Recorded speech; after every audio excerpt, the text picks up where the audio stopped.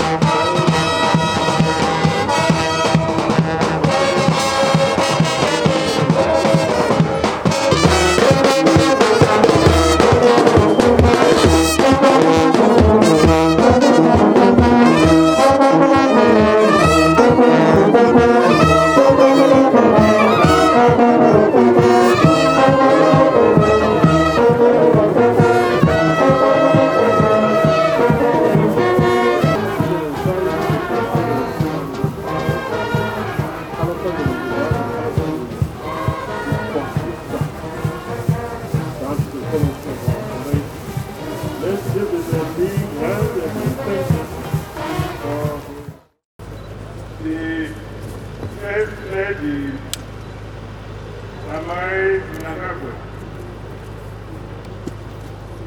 the Honorable Vice President and Minister of Health and Self-Care,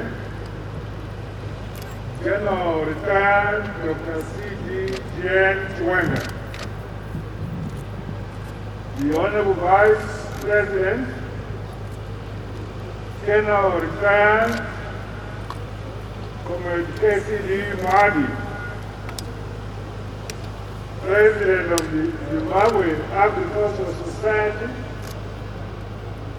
Mr. Udenga,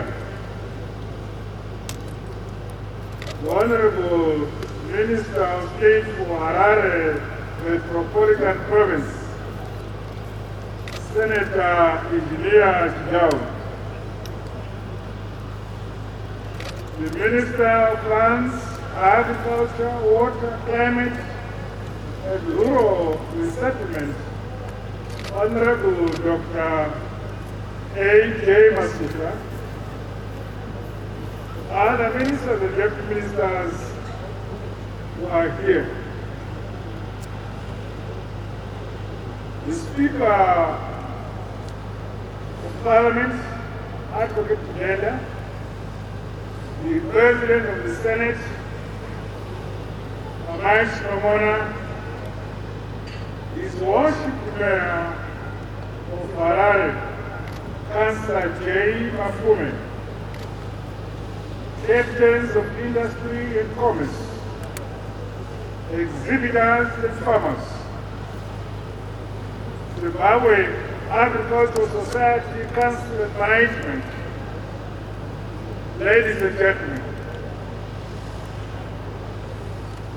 I am honored to officiate at this 110th edition of the Zimbabwe Agricultural Show that is being held against a background of the COVID-19 pandemic, which has restricted us from gathering and exhibiting in the traditional manner.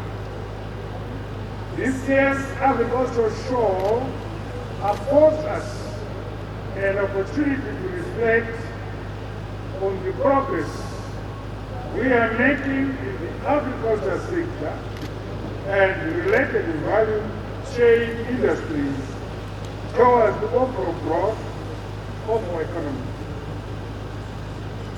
I want to commend the Zimbabwe Agricultural Show Society and exhibitors for all the measures which have been put in place to ensure that this annual event is still held, albeit under World Health Organization guidelines and in a limited format.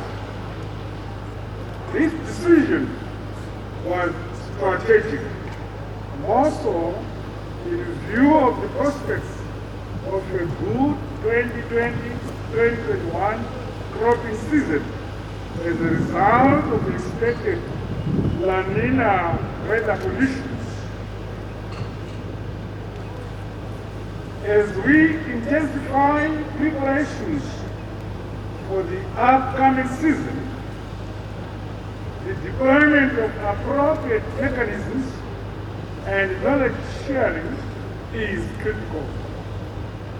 We must equally upscale land preparation and agriculture input delivery systems towards the attainment of a bumper harvest and our aspirations of a food and nutrition secure country. The theme for this 2020 Zimbabwe Agricultural Show record, synergies for growth, cooperate, collaborate, and complement,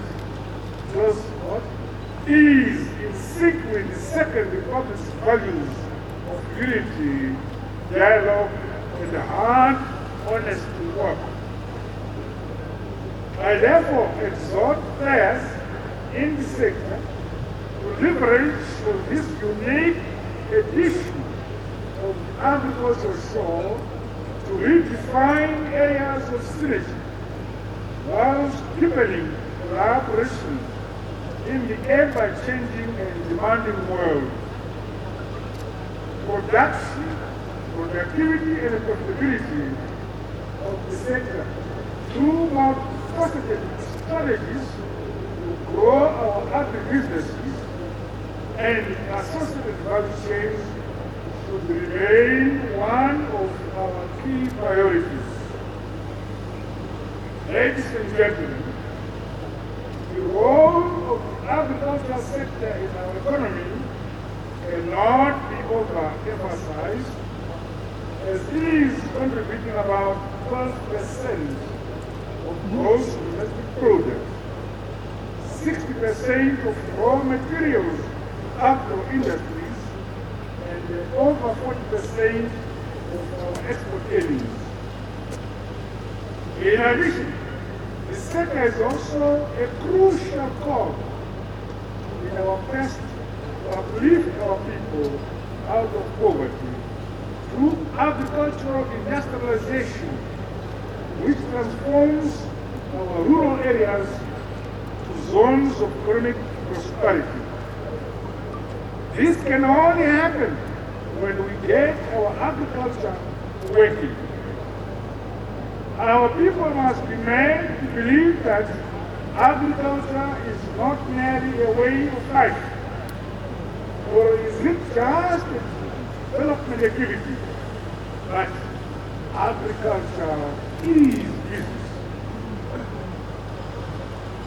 To this end, my government is accelerating the rate of implementation of programs and allocation of resources towards reforming, modernizing, and growing the sector. Mechanization remains a key enabler to this broad agenda. This was the underlying objective of the launch of the John Deere Belarus mechanization facilities. The accelerated mechanization program will see more prudent land utilization and enhance the productivity efficiencies of our farmers. Due to the negative impacts of climate change, scarcity of water and increasing demand of food crops, resuscitation and development of irrigation schemes, as well as construction of dams in all our provinces, is being speeded up. To complement this national strategic focus, farmers are encouraged to adopt modern irrigation techniques to conserve water. This will in turn help keep energy costs low, at the same time increasing productivity per unit of water. road rehabilitation modernization will go a long way towards facilitating easier movement of inputs to farmers, as well as their product markets. As an agriculture sector, we must strive to ensure that farmers get maximum returns from their produce. This can only be done when a robust value addition and industrialization drive is pursued. Leveraging on the devolution agenda, I challenge industry and commerce to vigorously pursue the establishment of industries closer to farmers. My tour earlier today of such exhibitions is encouraging and a reflection of the resilience of our economy. Government will continue with timely producer price support policies to enhance productivity and profitability in our agriculture sector. Ladies and gentlemen, the youth constitute over 60% of our population, and it is fundamental that they are active in this important sector of our economy. I challenge you, therefore, to make agriculture a cool space by implementing deliberate strategies to excite and help young people get into agriculture as a business, and also create a new beautiful agribusiness sector in our country. Women are a crucial resource in agriculture and the rural economy through their roles as farmers and entrepreneurs. Our efforts to achieve the goals for agriculture development, economic growth, and the food security will be strengthened and accelerated if we build on the contributions that women do make. As the agricultural sector enhances synergies for growth, I challenge you to deliberately adopt strategies that lift women up and alleviate their specific concerns. It is vital that women are facilitated to improve their enterprises and access to markets. As you cooperate, collaborate, and complement, do not leave women behind. Farmers and farmer associations are aided to drive the growth of the respective agricultural subsectors, riding on the refocused agriculture extension services and our institutions of higher education. Let us all pull in one direction to leapfrog our development as ambitions in the agriculture and the food system transformation strategy. As we modernize our economy in line with Vision 2030, no sector of our economy can afford to operate beside it. I call upon players in the transport, logistics, and manufacturing sectors, retailers among others, to prepare for the imminent boom of our agricultural sector. Equally, the development and use of ICT solutions must be encouraged to improve efficiencies and transparency in the registration of farmers as well as the distribution of fertilizer, seed, and other inputs to beneficiaries of government programs. Appropriate ICT technologies should also be harnessed to open up opportunities to connect the farmers to markets, both local and export. On its part, my administration will continue to put in place policies which facilitate the achievement of national and household food and nutrition security. Ultimately, we are desirous to see the drastic reduction of the importation of food and the agro-based products.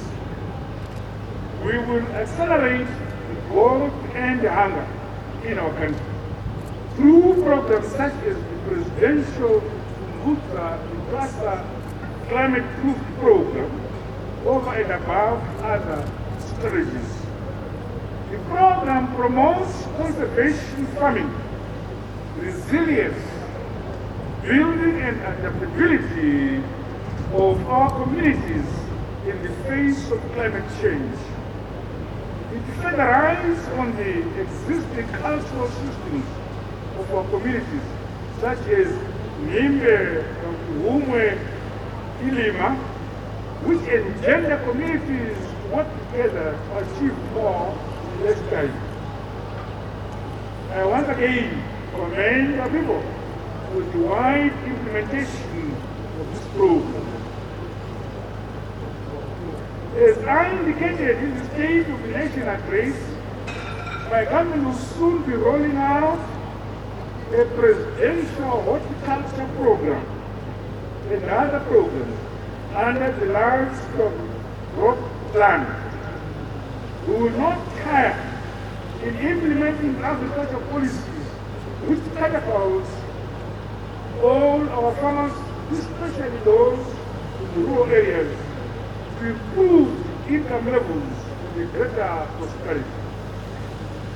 Meanwhile, the establishment of green belts in the lower belt of Masvingo, as well as at Lawa Crow, at the Valley North, and Kanyemba, Mashula District, will also lead to increased production of maize and other national strategic cereals.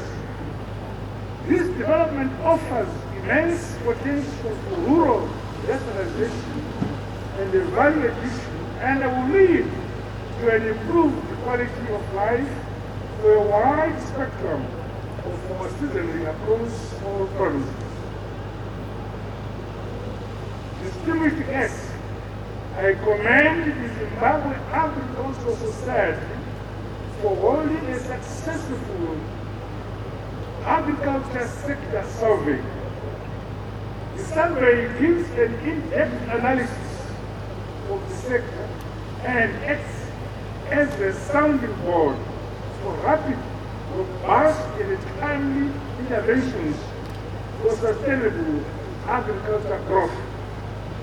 It is indeed a good indicator, direct and redirect agricultural investments whilst informing our policy focus. The survey sets the requisite code within the sector and enhances agriculture's contribution to our country's economic growth. I therefore urge various stakeholders to work together, complement and cooperate with each other so that agriculture, as the primary pillar of our economy, can be adequately resourced. Synergies within the sector informed by the theme of this year's Zimbabwe Agricultural Show edition must build on the developments taking place in industrial parks and the innovation hubs within state universities. As such, research, innovation, and development should continue to play a significant role towards benchmarking our agricultural practices in the value chains for broad-based empowerment and national development. In conclusion, I thank you for the unity of purpose, sacrifices, and the collaborative efforts exhibited during this show. It is commendable that every district of the country is represented by a farmer and an extension officer.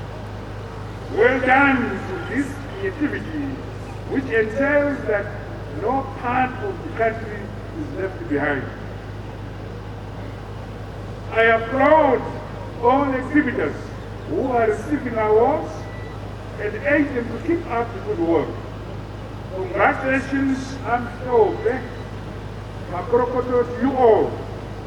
With these remarks, it is now my singular honor and privilege to declare the 110th edition of the Zimbabwe Agricultural Show officially open. God bless you all.